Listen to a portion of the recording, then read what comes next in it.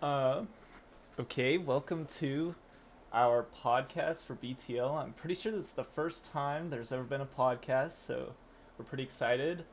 Um, I'm joined by Drew from the Cat Cowboys, myself, Vimstat.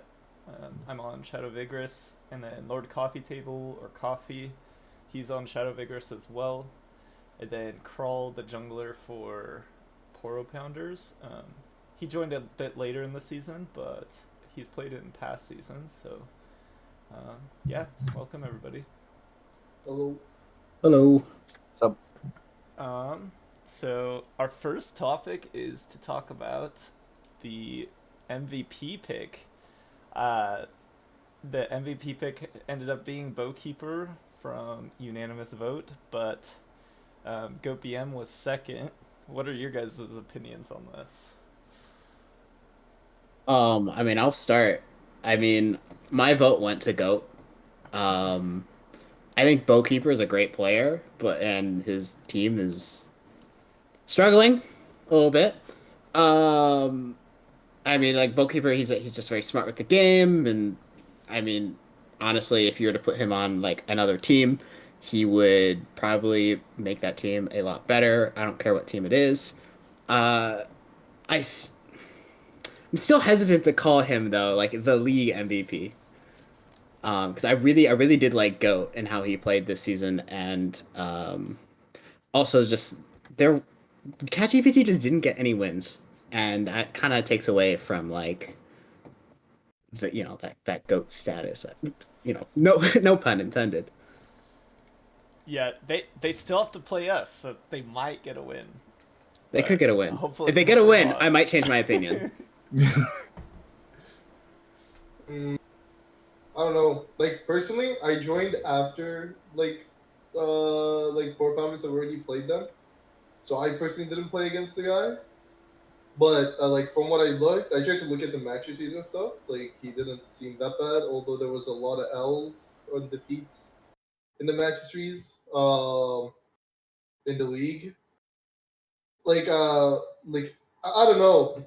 Maybe a reason why a lot of people maybe gravitated towards him might be the best player on the worst team tends to look way better, like like when you're watching the game or something, because like he looks so much better than the rest of the players in the lobby. But doesn't always mean like compared to the league he's the best. Like I had Goat as my teammate. I think he's really good. He has like he does highlight plays. He has like the shiny KDAs most of the time, but I couldn't vote for him because I think we're on the same team. Ito said something like that, so I just kind of went with the what what most people voted. So I voted for goalkeeper, but it Yeah, was more of an unfortunate vote for me. I did the same thing. I voted for Bowkeeper. I originally had my vote for Goat, but I went over to Bowkeeper because I thought about it a little bit more, and like to me, the reason I chose him is because I think that MVP to me means who brings the most value to their team. And I know they didn't like pick up any wins, but when they did look good or like took a game in a series, um, it was because of Bowkeeper, I think. Which I kind of have a little bit of insight on it because originally I was supposed to play for this team as like the mid laner, and so I've seen their scrims and some of their vods and stuff, and I think that Bowkeeper just brings a lot to the energy of the team. Like he was on my team previously, like for the past year, and he's a really positive player, and he keeps like the comms up, which is important. But not only that, he plays super consistently. So to be honest, I think he deserves it. But I also do think Goat, when he's playing mid lane at least, he looks really impactful, especially when the team plays around him. He can solo carry the game as well. Yeah, don't catch him playing jungle. You'll yeah, There that. was an incident. What are your thoughts, Coffee? Yeah. I mean, he plays really well. Like he usually is like the highest CS. It's hard to kill. Dude can't be punished. And then when he is, you have to give an arm and a leg in order to just take him out. Like, it's just insane what he does. He's a really good player. Yeah, he's really good.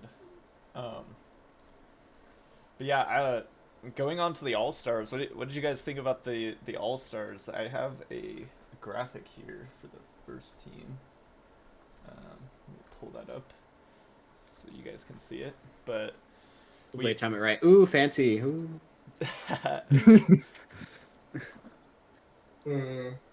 All right, where do we start? You want to talk about top lane? Or we just want to go through the whole list? Yeah, I mean, like on the first team, who do you think like really stands out? To me, it's Goat, just because like Goat and DD's, these two players really are standouts to me because they really are the MVPs for their teams. I know that Poor Pandas had a rough start, and it's because of like roster identity stuff. But with the current roster with Krall and Goat, they have probably the strongest mid jungle duo in the whole league. So I think with that, Goat is really enabled, and same with like DD's. He's completely enabled by Zulfer, and he 1v9s games when Mingos do win. Yeah, I think I definitely agree. I think Goat is the best mid laner in the league, and I don't think it's close. It's why he got my MVP vote. Um, and like I think when we talk about jungle as well, like Krall, I actually think you came in and you've been performing super, super well. You kind of have like a similar situation that I had when I joined the league. I joined in week 5. I came in at I don't know what happened. I just started smashing people. But like I couldn't get like any honors in any of the teams just because I came in so late. I think if you had a full season, there assuming you kept your performance up the whole time, I'm sure that there'd be a debate on you being up or up to at least team 2. Um, but I guess what I want to go on with Goat is I think what makes him really great is he enables you to play for your side lanes. You don't have to play with him or play for him because he can create his own leads and he can do his own thing. And then you can carry the rest of the map if you need to. Not saying that your team needs to be carried, but you know, I think you just play a huge impact on that. Um, but I just going back onto the first team All Stars. Yeah, Goat and DDS easily deserve to be the top team. I think jungle. It's a flip between two, between Indefiance and the second team All Star player. Uh, and then I think Zulfer probably deserves to be there. I do have a little bit of head scratching with TJ Lanier though. I don't know. To be honest, I played them just last week. Like the players that looked the best on the like when we were playing them was this 3.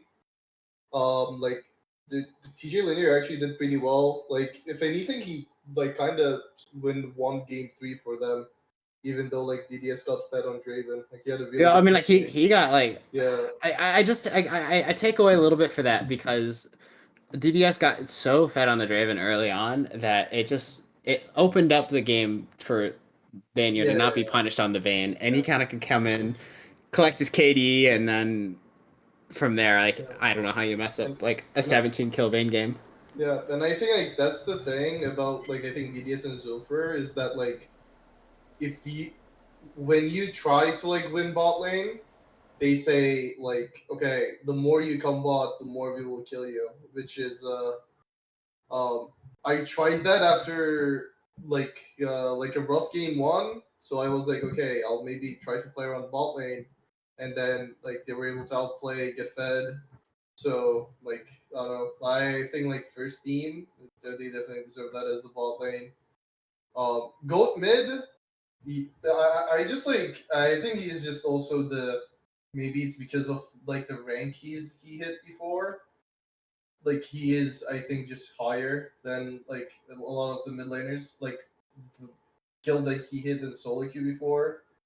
Um, like most mid laners like they might be 100 LPP, but I feel like Goat can perform at like a pretty decent level. Like if you look at his solo queue now, it is probably really bad.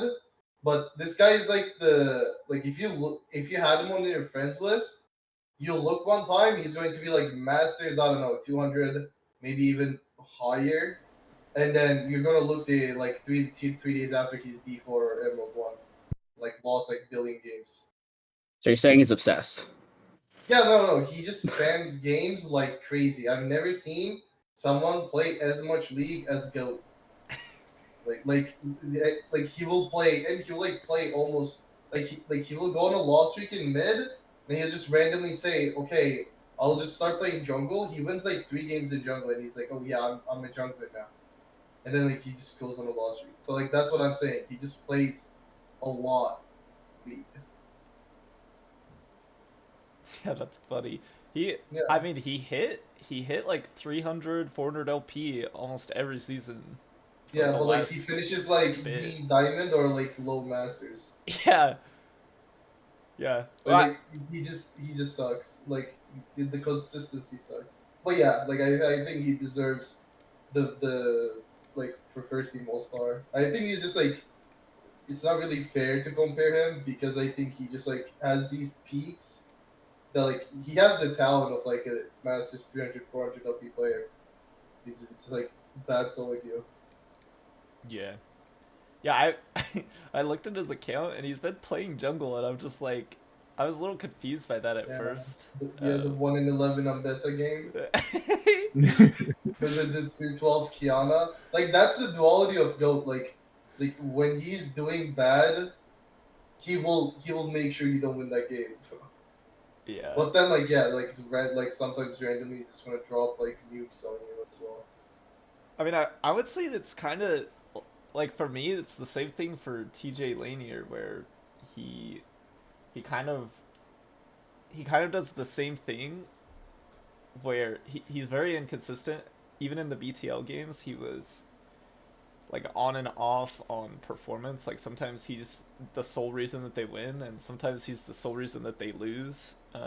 Like especially in their first games when they're trolling, he he looks like the biggest troll to me. Yeah. But so I mean I would have put TJ Lanier probably lower for me, but everybody else in the first team looks really good. And Defiance kind of rides under the radar because he's such a supportive jungler, but he doesn't get all the recognition. But like he's a really good player. I don't know. Like maybe this is because I'm like out of like the 3 matches I played, one of them was against him, so I haven't I didn't watch him play, but I didn't. I was kind of surprised when I saw him first team by like by a pretty big margin, like, and I was like I didn't know that he was like rated this high. Maybe it was like I didn't realize how good Cockroaches was playing initially when we beat them. But yeah, but again, I feel like jungle might be the role where like I think it is closer whenever you look at how there isn't that much of a difference. Like when you look at mid, like Gold is I think really above, but like DDS Sulfur is like really above when it comes to like the bot lanes. But I feel like jungle, like maybe if you change like some of these jungler between the teams, the change wouldn't be as big. Right. I feel the same way. I mean, like I feel that way with top lane and jungle. I Yeah. think there wasn't a one standout player in either of those positions that made you go, this guy is clearly the best. But I think there is enough players that you could put up there and say, okay, yeah, that's fine. Um, I think in Defiance loses a little bit of that like stud factor, I guess you could say, just because his style of play is typically more team oriented. Like you're not gonna see him playing like an assassin jungler, right?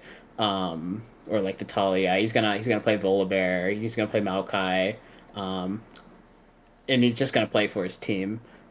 So I think that's where it feels like, okay, am I really threatened by this guy? But just the amount of work he put in, most games this season, that's why I could see him as the first team. Yeah. Yeah. I mean I will say playing against him, I there's a random stat out there that I have never won a game against Defiance, so it's pretty rough for me. But it's because his playstyle is the complete opposite of mine, where he is playing for his team, and he gives up a lot of his resources to sit there and hover lanes and allow them to play aggressively. So as long as he has a pretty good mid laner or like ADC that he can play around, he does a really good job of just like constantly hovering an aggressive player, which allows them to do whatever they want. And I'll say that that's like, I think that's more impactful than people think. Um, like, sure, he's down 20 CS, but he's playing Sejuani, so it doesn't really matter. His items are like 800 gold less. So, Coffee, what do you think about? I mean, yeah, in Defiances, I think, yeah, because anytime I wanted to do something in top lane, he'd just be there, and I'm like, oh fuck, I'm all dead now. It happened almost every time in every game we played. It was just crazy. I would get ganked on repeat, and I couldn't play the game.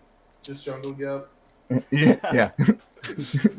DDs and Zephyr, yeah, they were like, I think the best like support in ADC duo. Like, you try to do anything against them, and they roll you every time. Go, obviously, like, dude plays amazingly. Great KDA, makes plays, gets a lead, and runs with it. TJ, I don't think TJ. He's a good player, but I think he's like second or maybe even like third seed. I don't think he deserves seed. Yeah. All right, I'm gonna kick it over to the second team All Pros. I'm in this one big, but we have UBC and Diverzona, Poodle, and Bread is Very Yummy. I think Bread is Very Yummy honestly deserves first team. That's what I think, because like this player, when he's playing, he makes everybody else look silly, and he's just playing like these Illaoi, like Fiora, like split push champions where he just pulls the entire team to him, outplays a 1v3, and like just creates so much pressure so his team can do whatever they want and live in tempo heaven. And I don't know if you guys have like watched the Lost Ratonas stuff that's been going on, but I think his playstyle is kind of like the boss, where he creates a lot of tempo for his team, and I think that's like invaluable as a player, especially a top laner. But he's like kind of the standout for me out of the second team. I mean, I play, top lane. So, I can tell you from all the laners that I've played against, I think he was definitely the hardest to play against in lane. I mean, it didn't matter just how one-sided the. I could throw out all the excuses in the world about how, like, I was tired that day, I had work, whatever. I was playing one of the most one-sided matchups in the game. In the first 10 minutes, he made me look silly. Like, he's very, very mechanically good. Um, where I think Bread is Yummy struggles is outside of his lane. The minute you pull him away from the side lane, it feels like he doesn't know what he's doing. Um, or it just, from when I played against him, at least it felt like he was a little lost. But if he has the chance to just run it down the side lane, run it down your throat, he definitely plays a lot like the boss, where it's just he doesn't care if he dies. He's gonna take two people with him, and the dragon's gone, or it'd be bot side, Baron's gone.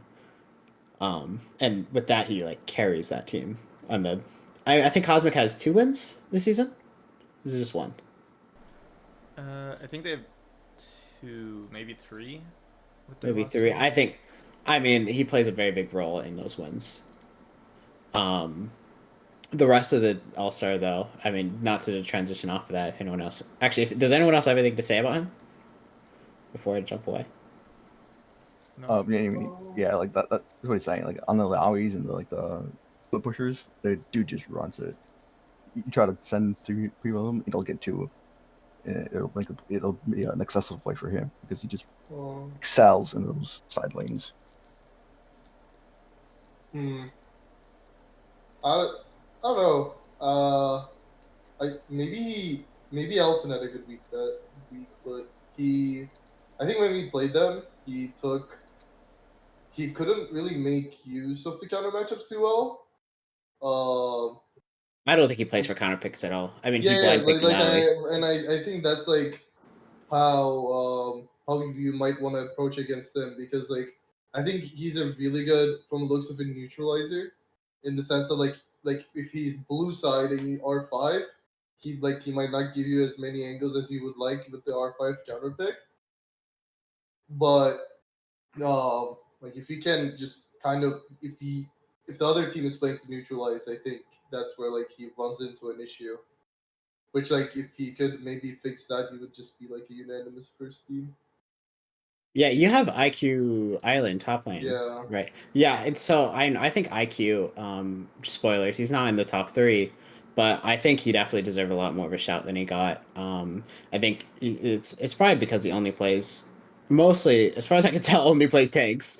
Yeah. And he's very good at, as you said, neutralizing the lane.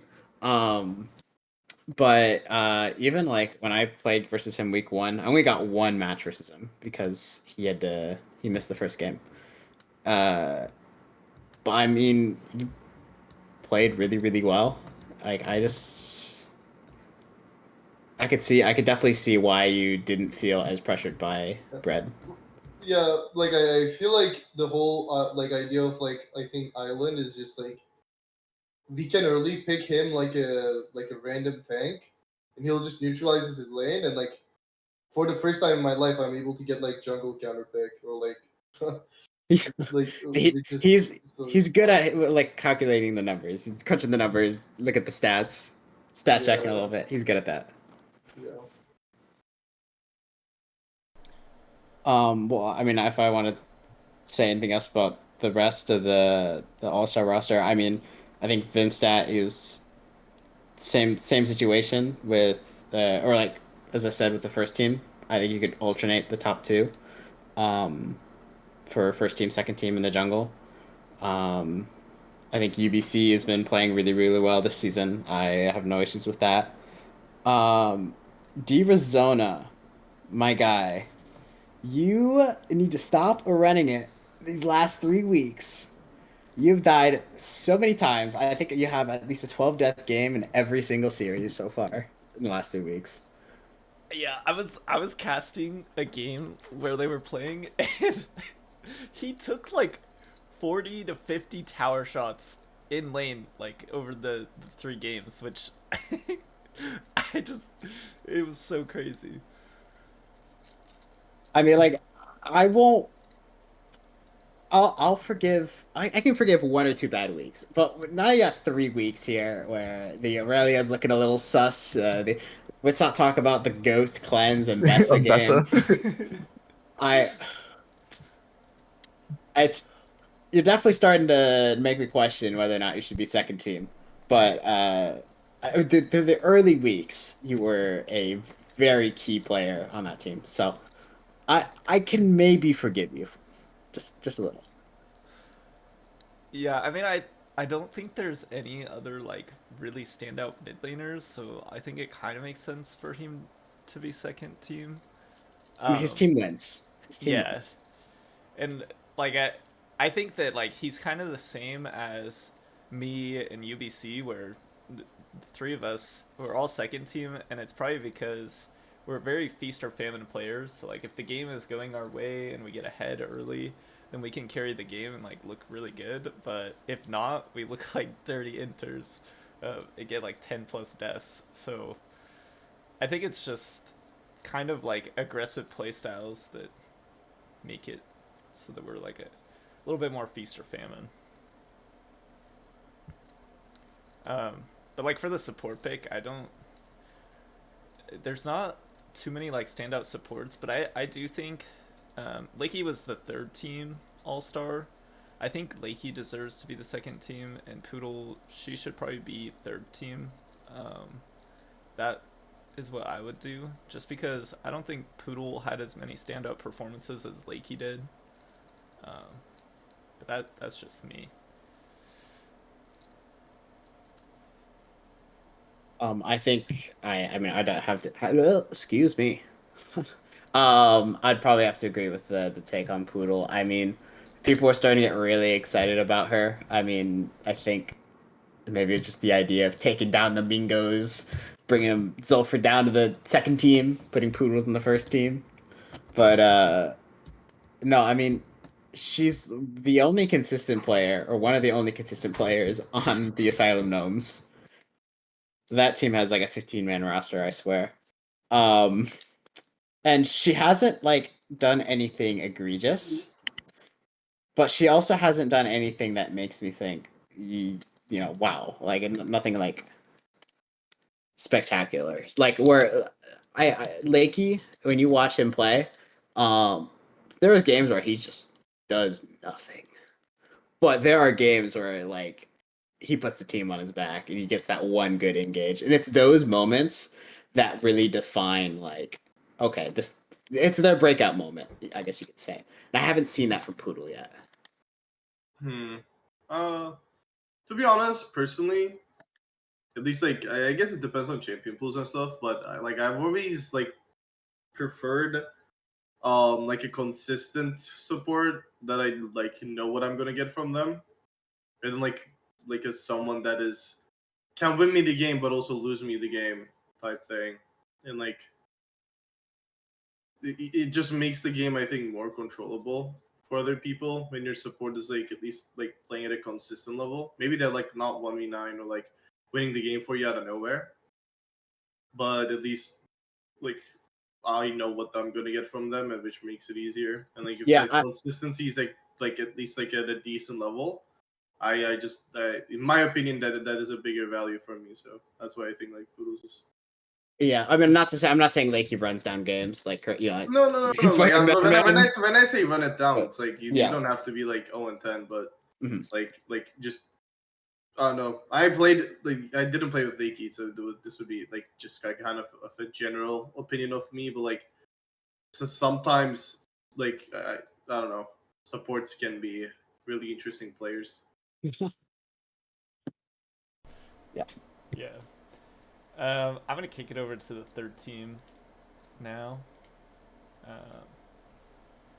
We have Coffee, who's on the podcast from top lane, Abysmal, Ibis, Bowkeeper, and Lakey. I think it's interesting that like Bowkeeper won the MVP, but got third team All Star for ADC. That's pretty rough. Yeah, that is that's based. That's based. That's based. Coffee. What do you think about the third team All Stars? How do you feel about making it? I don't even know how I made it, man. I entered every game. I really do get carried by the team, but I mean I'm allowing my team to play, but like I'm just entering it. I don't know how I got here, how I made the third seed. I would say like the general sentiment, or at least my opinion, is that to be honest, playing with you, it's not what I would expect a bronze player to play like, but I feel like lower elo players don't get enough credit nowadays where like they can still play the game, they can still like trade blows, and they understand like basic concepts, like you know how to freeze the wave, you know what that means, and you know like how to do good trades, and you know how to play out fights. So like I really do think that you play the game like, yeah, you're weak side all the time, but you create a lot of impact for the team, constantly allowing us to pick you just tanks and like just weak side you, because most top laners would hate that experience, which you probably do hate the experience, but I think it's worth noting that that's a really impactful role in a team, and like I would put you third team all star for top laners. Yeah, for Coffee. sure. I look at. There's another lower elo top laner in the league. Emperor. If you look at him and you look at you, he's actually a higher rank than you. I I have to close my eyes when I watch Emperor sometimes. It's hard. But when I watch you play, like you're able to get through the laning phase, and there's games where you maybe only die 2 or 3 times, like that is a huge accomplishment for being literally a bronze player against people who are diamond. And Yeah, there's you're playing the lane smart. yeah. I used like the first two deaths to gauge how I'm gonna do in the lane, and then if I die pretty early, I take a back seat and I'm just like, I'll get the CS where I can get it. Oh, the beauty of top lane tanks. Yeah. um, I'm. oh, sorry, Krall. I just like. Yeah. I think Abysmal third team also makes sense. Just like his team is winning. He actually like I think the first two games that I played against him, he wasn't doing much, but he had a really good Sejuani game, which was like he read the he did a really good counter game in bot lane, which gave his Raven a three kills, which kind of led to his like DDS getting fed, which is like I feel like on that team he fills his role and like what he needs to do. So That's what I think about the Mingos as a team. They the top side of the map, everyone knows they have a job. And their job is to make sure DDS can come in at the end of a chaotic team fight where everyone else dies and he can collect all 4 or 5 kills, and then DDS just snowballs the game. you know, But like they're fulfilling their duty and they're doing a good job of that, which is why they're winning. Yeah. Yeah, I mean, for jungle, I think it's really weird because Krall did come in late, but from the games that have been played by Krall, I think that jungle should be switched up a little bit where I actually think Krall should be first team and I then agree. in Defiance second and me third. Just because I agree. to me those are the three strongest junglers that have the most impact for their teams. In that order, because clearly, like, as soon as Krall came in for Poro Pounders, it really allowed Goat to play how he wants to and really opened him up. So, I think that you should probably be first team, but I think it's just weird because you didn't play the whole season, so yeah. It's just like I think it's also weird because like I only played against like Abysmal in Defiance, and then who was Cosmic Jungler Tenchi Yeah. Yeah, Tekini it's like or Genie. yeah. So it's like I don't really I didn't play against Vimstat, but like I remember last time I played him was I lost. So it's like I wouldn't really like I don't really mind, I guess. I also lost the Abysmal, I guess, last week. I did beat in Defiance, but like again, I think we have different teams compared to each other. So, uh, yeah, It just kind of sucks to join late, but I can see like at least like the value that like at least all the three junglers provide to their teams, and like I played against two of them, so I kind of I guess it makes sense that they're like where they are. Yeah. Yeah, and I'll say for like Lakey and Ibis, Cat Cowboys is like a really strong team. You guys have been playing together for a while. That you guys had the same roster last season. Um, Yeah.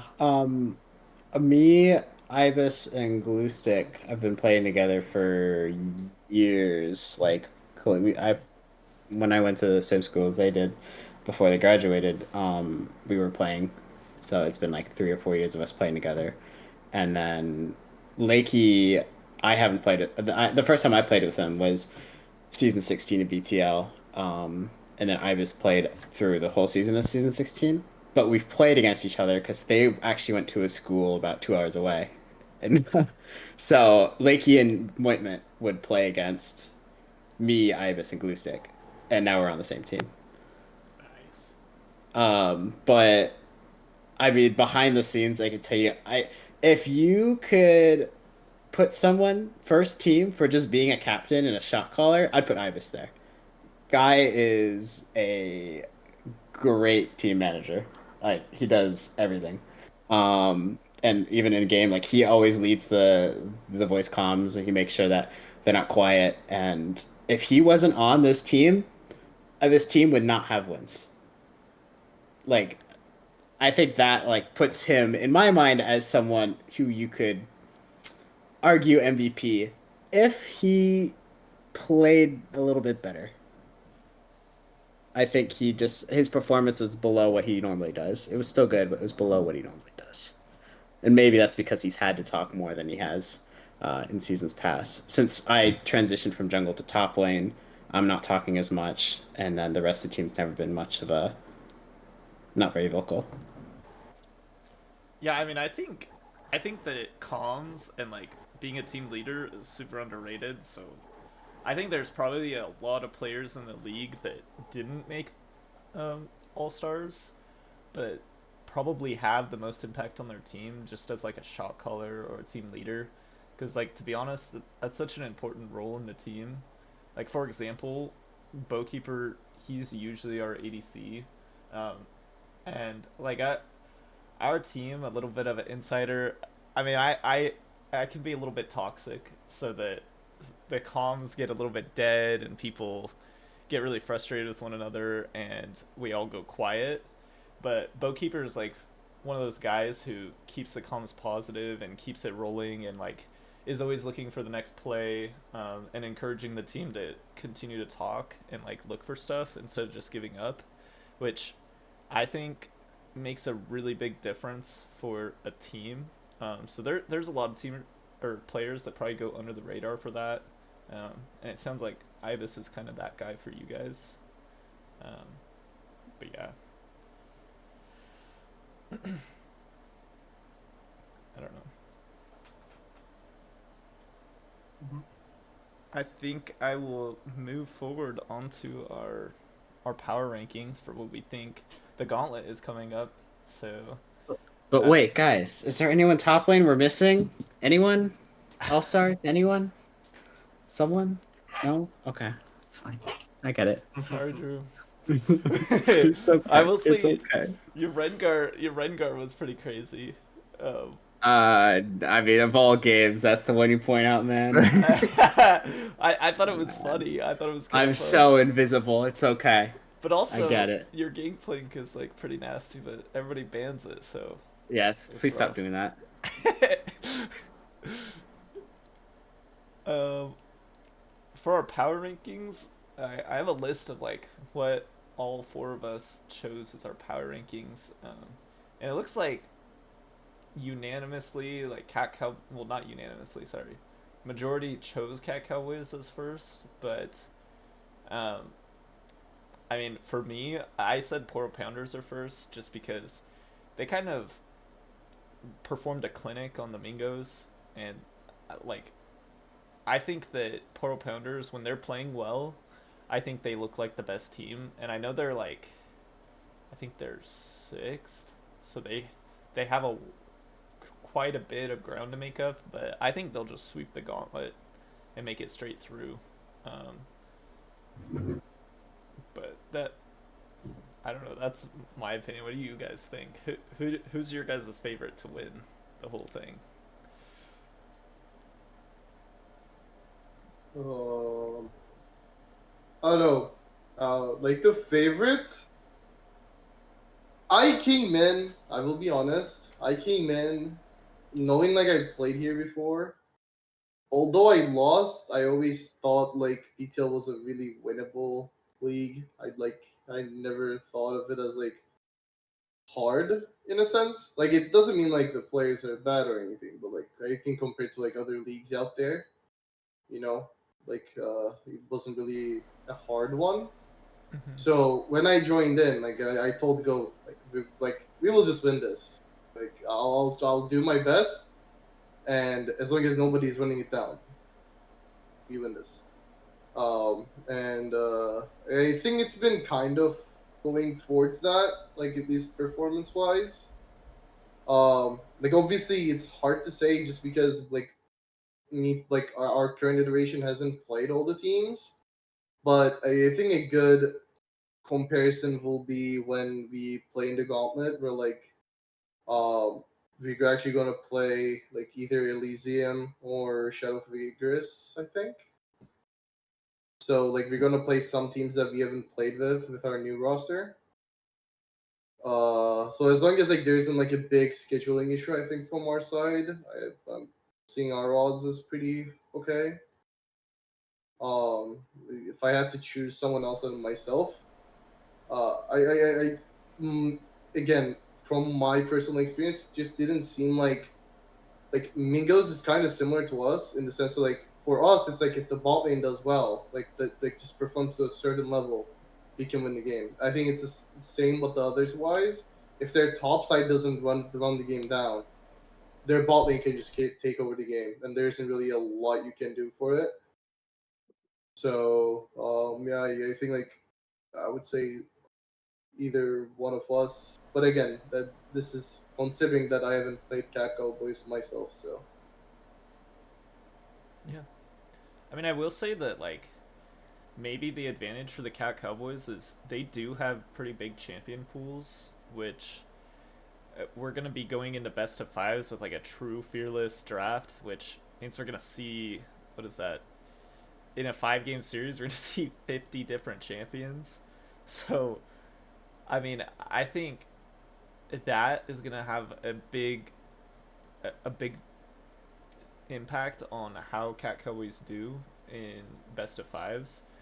I think if they can drag it out to a 5-game series, Cat Cowboys is like probably going to destroy every team just champion pool wise. I don't know about the other teams as much. I know that Poro Pounders, like, I know Goat has kind of a smaller champ pool. His as- champ pool's massive. What are you talking about? And, Goat's got I like was gonna say the 150. exact Yeah. opposite. Oh, Well, it's just like I think like I guess it just kind of counts as like what you count as like a champion pool. He's good at a lot of champions. Now, if you're talking is about his best champions, obviously I think it gets a little limited, like Asol, Silas, LeBlanc. I Like think if I anyone think comes those out, are like, but like those are the champions that like I think you are like if you don't ban them or like let's say pick it away, you're considerably like kind of giving up like a decent amount of chances of your win percentage away if you're not betting those from go. But like he can still I think perform on a bunch of champs. right. But yeah, I see your point. I feel like if anything, the champion pool get struggle starts about all of the other people other than Go on our team. Maybe myself included. Bro, I don't know. I'm terrified of the Master Yi coming out in the gauntlet. I actually really like maybe a game 5. Maybe a game 5. That might be the thing. I don't know. That's what I actually asked Goat if I could play it, but he hasn't responded yet. I mean, I think it's a really strong pick just because like they buffed him 2 patches in a row, so I think he's really strong. And I think it's also like a champion that people are just not used to playing against comp. Like, so like he can throw people off, and people normally like sometimes they just draft no CC. Like it is not too often, but sometimes people go for it. So you'll never know. Yeah.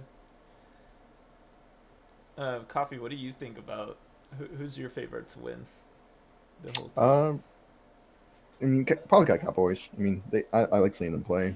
let's go. Yeah. And plus, I mean, when we played against them, Drew fucked me up. I couldn't do shit. He just rolled me any chance he got. Yeah, I think that like for the gauntlet, I think it's gonna be really interesting to see who makes it out because the way the BTL works is the top 3 teams are secured for the semifinals, and then the bottom 5 teams have to battle it out. And I think Poor Pounders don't have to play until the 2nd game, and then they get a break, and then they play us the next day on Sunday. Well, assuming they win against whoever their opponent is. And I think it'll be pretty hard to to beat Poro Pounders for Shadow Vigorous, but I think if we beat Poro Pounders, then it's pretty easy for us to beat Elysium Gnomes, and I think it's the same for Poro Pounders. If they beat us, I think it's pretty easy for them to beat Elysium Gnomes. Um, and I don't know. I think the fourth seed actually has a pretty good chance of surprising people and just like bringing out the Mingos, because I don't think that the Mingos are as good as they've looked over the season. Like they they troll game one, but when they're not trolling, their macro kind of looks bad. Like if their ADC isn't ahead, it seems like they don't know how to play the game, or like um, play from behind or look for picks or anything. So I think that that team is very beatable, and I think they're gonna struggle in a best of five, to be honest. So I think Mingos will be knocked out in the semifinals, 100%. But yeah, what do you Yeah, guys Well, think about the gauntlet? Like who's gonna make it mm, out? I think it's. I think Power Pounders is going to be the team that makes it out, but I can also see a case for Shadows of Vigorous. Right now, Power Pounders has all the momentum in the world, though, and being that they're going to have to play, I think Power Pounders has to play more games than Shadows, right? Like, Yeah, like yeah. So that's going to be. I think that's a really big advantage. That's something that caught us off guard, the Cat Cowboys in Scene 16. Had all the momentum in the world, and then we got to Gauntlet, and we missed a whole week of games, and then we had to play against Indefiance. I think it's Knights of Shamash. Was that Knights of Shamash? no, it No, was it was. it was the what were they called? I forgot what they were called. But anyways, we thought, okay, this is just gonna be a cakewalk 'cause we beat them earlier in the season, and we're the favorites, and we just got smoked. um, I think something similar will happen with Asylum Gnomes, where like they're actually okay. Asylum Gnomes is a little bit of a question mark for me, and the fact that they have the record that they do, because of all the players they're switching around. So I do think either team, Poor Pounders or Shaz Ergus, um, will beat them. But I think that Poor Pounders with the momentum could make it all the way to the finals, and I think they could win. Um, I think it's gonna be them versus the Last Kukurakas personally. Yep. Well, mm, the first seed gets to choose their opponent, so I think that Mingos will probably choose the fourth seed. If not, they'll choose probably They're gonna choose Cat Last Cowboys, or they're gonna pick Cucarachas. Poor Pounders or Shadows. I don't think they pick Last Kukurakas. Okay. I don't know. To be honest, my biggest like I guess question mark for ourselves is that is kind of the thing with Gauntlet as well. You have to win three in a row, and I feel like especially the Sunday games will be interesting because we're gonna like at least for myself in a situation where we win, we play 9 to 11 on Sunday, and then play 6 to 9 on no Saturday we play 9 to 11. Sunday we play 6 to 9, and then 9 to 11. So it's like we would have to play if it goes to 3 games, we're gonna have to play 6 games in a row, which I think can wear people down a lot, and it can like turn people into autopilot mode really fast, like, even if you want it or not. Like that is like the one thing that I'm maybe, I guess you can call it quote unquote scared of when it comes to like playing in the gauntlet. It might be a bit rough with that like in mind. Yeah, I agree with that. Like thinking about if we beat you guys in game one, thinking about just playing another series right after that is gonna be Yeah. it's rough. But I don't. Luckily, I think EG is the weaker team, so at least we're going from like a stronger team to a weaker team if we do beat you guys. Yeah. But I don't know. EG also hasn't played with Idris like basically all season, so it's hard to evaluate their strength. To be honest, I think if Idris is playing, he's like a Masters ADC. Oh, Idris is really good. I played with him before. I think, yeah, if he's on the roster, they have a higher chance. I think Nicholas is good too, but Nicholas isn't there every week. Top lane. Yeah. Yeah, Pat and I were looking at it.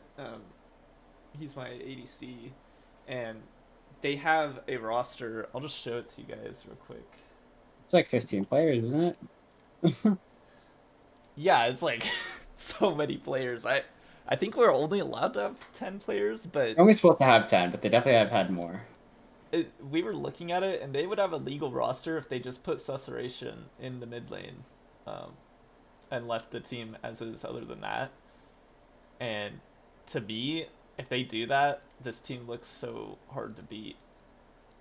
Yeah, maybe they're just saving their best roster for the playoffs. Well, like that's the thing. I feel like for them to put in their best roster, it just hits the point barrier now.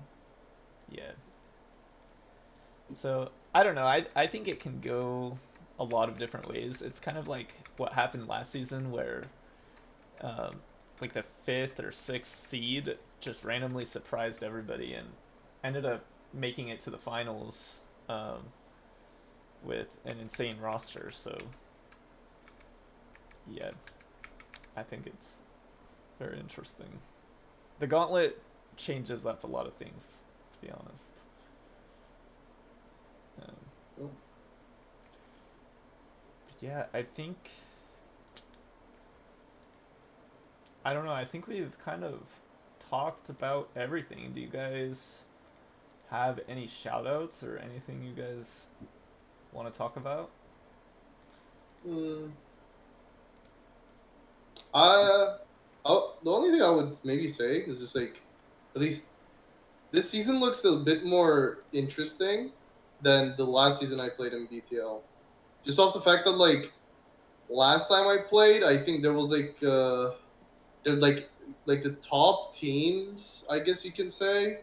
I think it's closer between like the top of the pile, like the teams are way closer to each other compared to like when I played, I think. But even then, as a first seed, I lost in first round, so GG. Yeah. I mean, I agree with that. I think from, I've only played like 3 or 4 seasons, but I think out of all the seasons I've played, this is definitely the most competitive season, and it is in part due, like, we increased the point threshold by 1, and we also changed the threshold for 3 points from like D2 D1 to D1 Masters 100 LP. So it increases the skill level a little bit, like average skill level of the players a little bit. And I think overall it's made the league a lot more competitive. Like, to me, the games have looked really competitive between like all the teams other than Cat GPT. Sorry guys.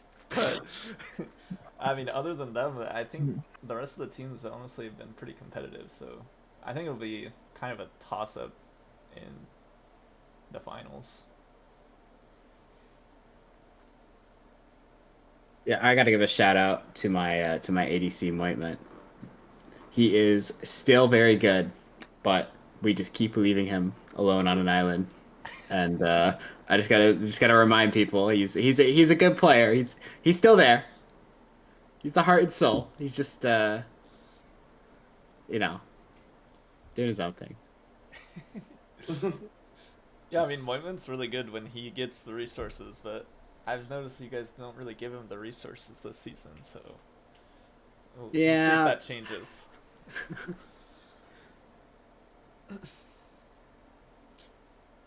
But yeah, I think we'll wrap it up there. Thanks for doing the podcast with me, guys, and I hope people in the community like it. I'm just trying to do something cool for everybody. I know it's a little bit scuffed, but it's I hope it'll be a fun little bit of content. Trying to make it feel more like a competitive league, kind of like the LCS. Obviously, low budget LCS, but I'm pretty passionate about the amateur scene, and I think it'd be pretty cool to eventually make BTL one of those places where, you know, we have a bunch of content pumping out, stuff like this, and like little highlight videos. And the fact that we stream every game also like helps with making the league seem a lot more like a fun amateur league. So I'm excited about it, and I hope that the community likes it. Just let me know. But yeah, thanks for coming on, guys. I'm gonna wrap it up here. Thank you for having us. Yep. Thank you. It's great.